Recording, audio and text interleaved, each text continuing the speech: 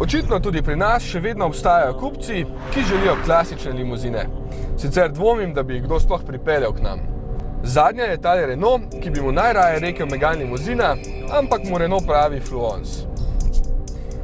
Čeprav je zasnovan za globalni trg, prija tudi našemu okusu. Razlog za to je sveža pojava, ki tokrat ni zgolj predelava Meganove silhuete v prisiljeno limuzinsko osnovo, pač pa je ukrojena povsem na novo. Hitro pritegne pozornost in s tem, da je postavljena nekam daleč od tal, daje vedeti, da so osnovni trgi tisti, kjer so ceste v slabšem stanju. Dolga medosna razdalja, ki jo je Fluence prevzel iz zadnje generacije Megane Grand Tour, prinaša v potniško kabino in prtljažni prostor precej več prostora, kot bi pričakovali. Prtljažnik je po drugi strani neroden zaradi majhne odprtine in nosil, ki se pogrezata v prostor. Armaturna plošča je razen analognega števca praktično v celoti povzeta iz Megana, kar pomeni, da so materiali odlični, pri testnem primerku pa je bilo za čuda kar nekaj čričkov.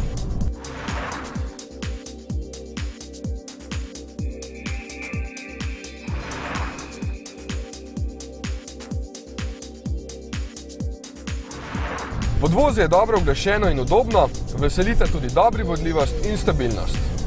Pogona sicer ne razganja z močjo, sploh v nizkih vrtljajih je motor precej len, ima pa zato menjalnik 6 dobro izkoriščenih prestav in povprečna poraba 6,5 litra ni prevelika. Tole je v bistvu najdražji Fluence, ki je sploh na voljo in s to bogato opremo še vedno stane manj kot 20 000 evrov, kar je njegova bistvena prednost.